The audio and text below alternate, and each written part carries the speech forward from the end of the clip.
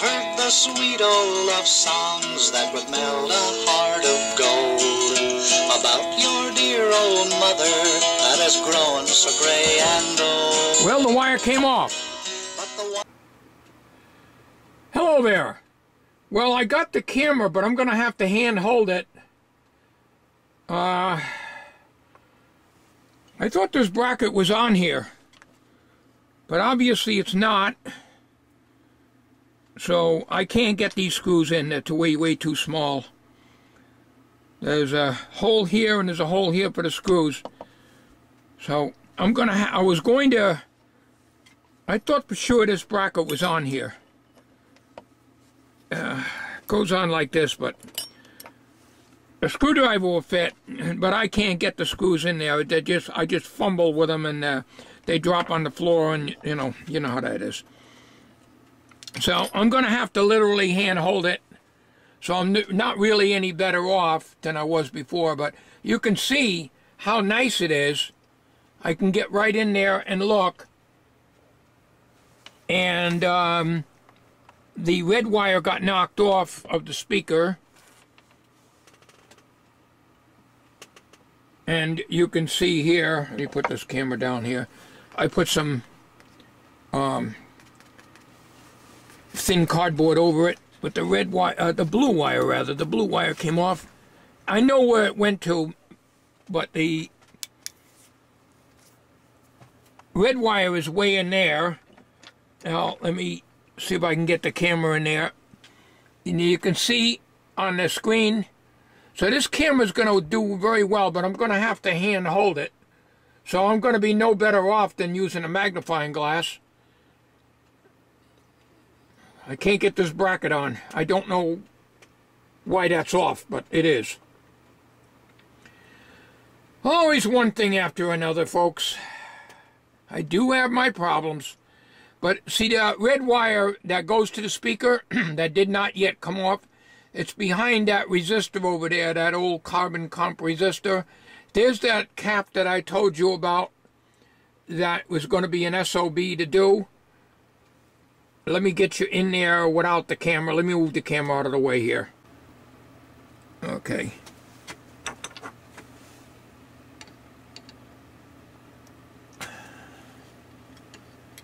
Where am I here? Oh, way over here. Alright, this is the cap I got to change. This is the red wire that I was going to pull out, but I'm not going to be able to get that back in there again. If I can free this speaker completely away from the radio, I'll be able to work on this chassis much better. I was told that this is an interstage transformer here, not an output. That would make sense. It's so much easier if I can get that speaker out. I really should have cut these wires. I know I don't like doing that. Now, where this wire came off of... Let me get you... It's very hard because I've got a parallax error on this camera here. I'm always looking at the viewfinder and I'm looking at the wrong part. Right here is where it came off of. I can see the stub in there. So that's not a problem. It's the one behind it, behind this volume control. And I really don't, this is glued in. I don't really want to start taking that off. I was going to make a temporary bracket for this camera using cable ties around, but I'm not going to be able to do that now. I might be able to wrap it around the camera itself. Oh, why is that bracket off of there? Oh, look at the size of these screws. Oh, off camera again. Oh, this is the bracket here.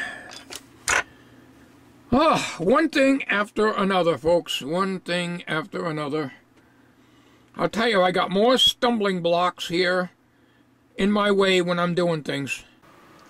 So anyways, welcome to part 2, and I'm going to try to get some close-ups here using this Sony HDR SR12 because I can do a lot better videos with it. The file size is very large, of course, but I run it through Sony. It'll take me several hours, 3 or 4 hours to render it. But anyways,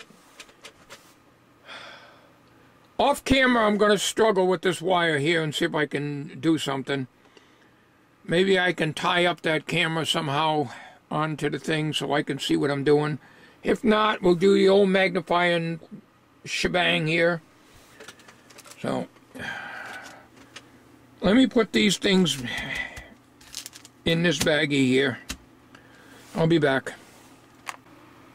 Alright, I wasted enough time. I tried getting the bracket on. I can't get it on.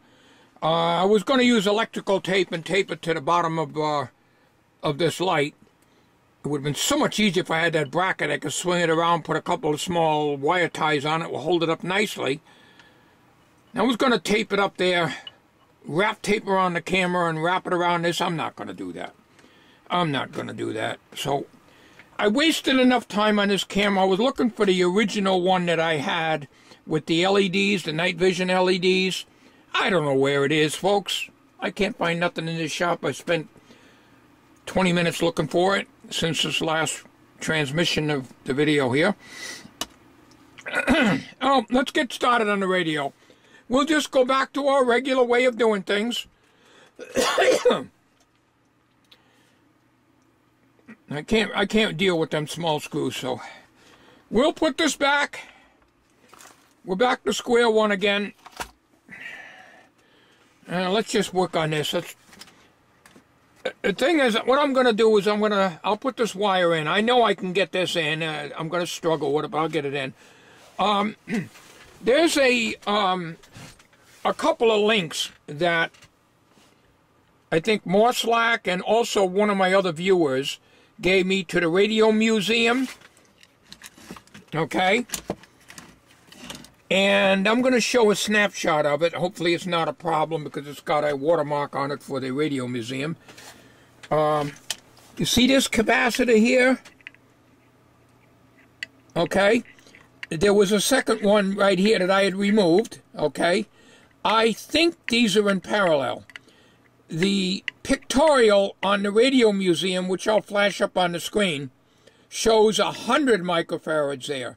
So what I think these capacitors are in parallel. If that's the case, I'll remove this one and put in my 100 microfarad capacitor. So it only needs one. The pictorial of this radio on the Radio Museum shows one 100 microfarad capacitor, not two 50 microfarads. This radio has two. So if that's the case, we're all set. And I'll be able to, when I remove this one, I'll be able to put in the 100 microfarad, which I've got right here. And I only need one, because you don't want a parallel. That'll be 200 microfarads. So I'm going to, right now, I'm going to set you up on a tripod, and I'm going to use my continuity function and low ohms function of this meter here, and check the continuity. All right, I got a little light on the subject here. You see this second hole here? I think this and this are the same connections. I will verify that by sticking a probe in here or a wire in here, because this hole is cleared out, and check for continuity between here and here. If that's the case, these are the positive ends, okay? The nearest the transformer and the case of the tuning capacitor.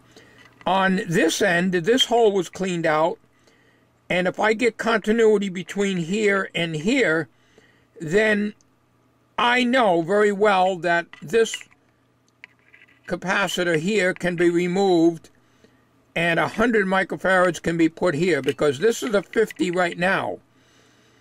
And the other one I removed was a 50. So my hunch is correct, and I'm almost certain it is. I'll verify that with the ohm meter. I'll do that. I'll set in a tripod. If that's the case, when I remove this, I'll put the 100 here, leave this space open, and that way there'll be no problem with the speaker getting in the way. Then I will check these other resistors here as I go along.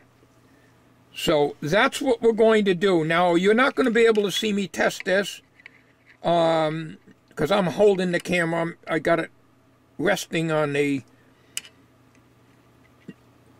bench here. But you'll see me, I'll describe what I'm doing. Testing the continuity between here and this hole, between this lead and this hole. So let me see if I get you a close-up of this capacitor.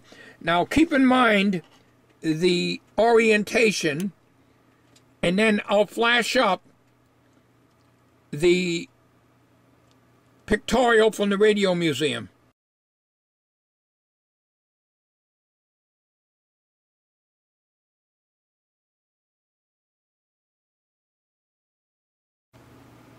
I'm not sure if you can see that, because there's an awful glare on the capacitor. Let me get my eye lope, because I can't read that at all. Yeah, there it is. I plainly saw that, and I think you can too. So that's a 50. The one below it that's missing, that I took out, you can see the hole on the left, and you can see the hole on the right. There was two 50 microfarad capacitors in there, and I removed one on the last video that I showed you. So we're going to do the continuity test now between the negative and the positive. And if my hunch is correct, I'll be able to get one 100 microfarad capacitor in there, because I do not have a 47, and there's no point in putting two 47s in there when, if they're in parallel, one 100 microfarads would do just fine. All right, so let me get you on a tripod. Camera's in a little awkward angle for me to see it. I hope you can see the meter. Okay, now we're going to test the negative side. And what I got to do is I got to get a wire down into, so I'll just use a lead from another capacitor. I got to get a wire down inside the hole and hold that in the hole. I can't hold my magnifying glass and do that too. I hope there's continuity there. Appears to be on the trace. Well, it's obviously not. Oh man, I'll tell you, I wish I had some way of magnifying this stuff. I thought I had it made. I don't know what happened with that bracket. I thought for sure it was on the camera. I gotta do is I gotta stick this through, and my magnifying glass here. All right, it comes out. You may not be able to see that.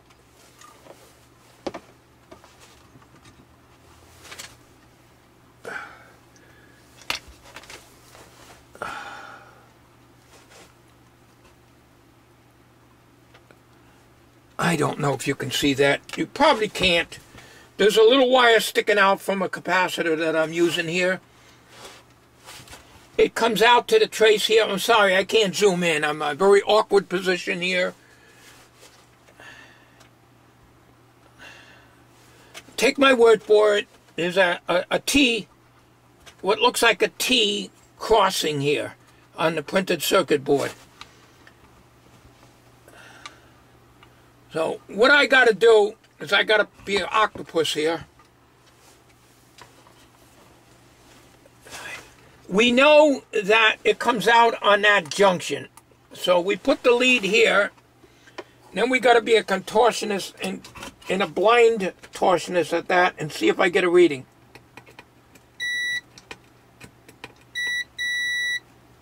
Think I'm touching the capacitor. Well, I thought I was. Maybe not. Maybe that's not a connection. Maybe there is 247s in there. I'm not getting any... Oh man, it's so hard to see this stuff. Well, we're going to do... I don't trust holding leads. Good old clip leads are the best. So we're going to put a clip lead on the negative of the capacitor. I don't know if you can see that. I got to get my face in here so I can see the viewfinder. I can't tell. All right, take my word for it. I got a clip lead on the negative of the capacitor of that electrolytic. I'm going to take one of my meter probes, connect it there, and now touch the junction. Nope. Hell, if that's the case,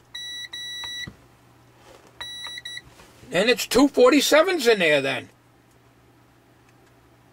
Well, I think I'm going to just put the two 100s in there. It's what I got. I'm going to have to use it. I would have sworn that this is right on the same line, but it isn't.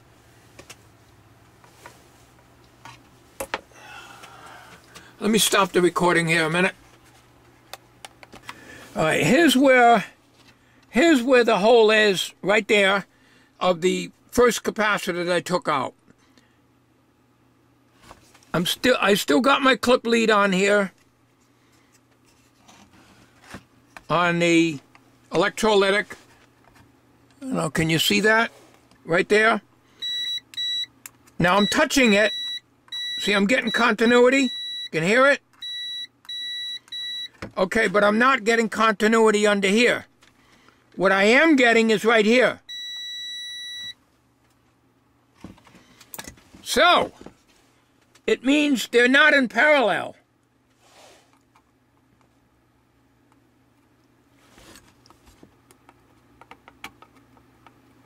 What did the wire come off? Yep. All right, so one capacitor negative is here, the other one is here, and they're not connected whatsoever. So, yes, there are two, and this model anyways, 47s in here.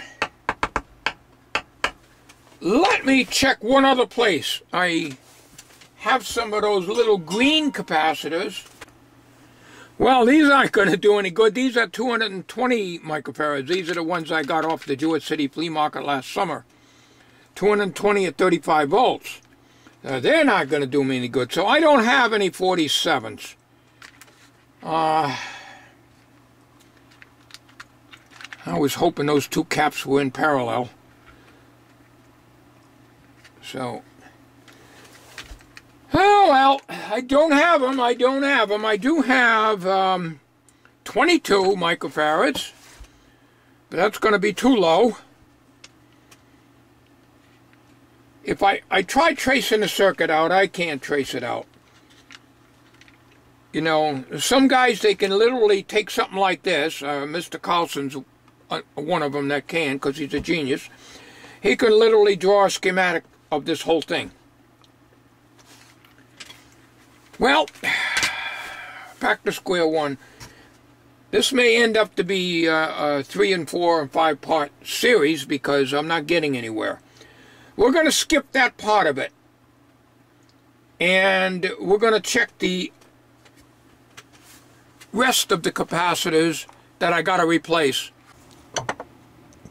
Alright, see this capacitor here? This looks like a 47 to me.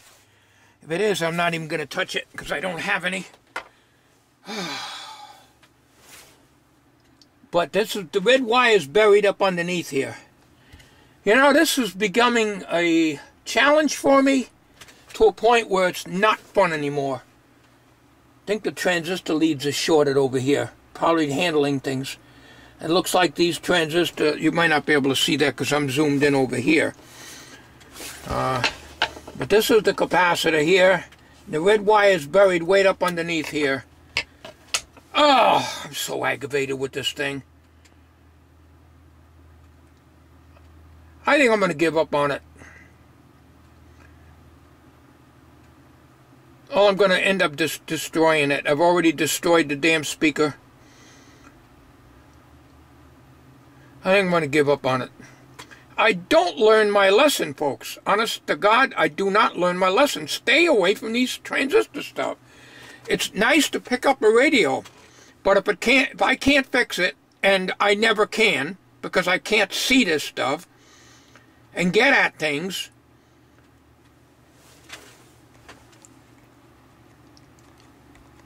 the best thing to do is to just, if I get one for $3, $5, fine.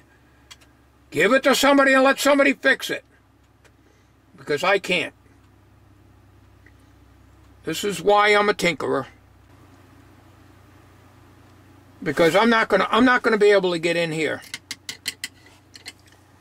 I'm just not. I got to pull all this out, you know, and pull the volume. I'm not going to do that. I'm not pulling that volume control out. It's going to be too damn hard to get in. I got a little tinsel wire coming off of the loop stick here, and I have to upset.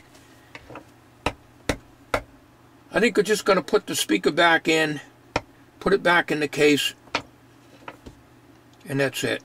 I think we're not going to do any transistor stuff anymore. Any radio repairs you see from now on will be strictly vacuum tube. Because even with bad eyesight, and I struggle with that, it's 100 times easier to do a vacuum tube set. As long as it don't have a printed circuit in it.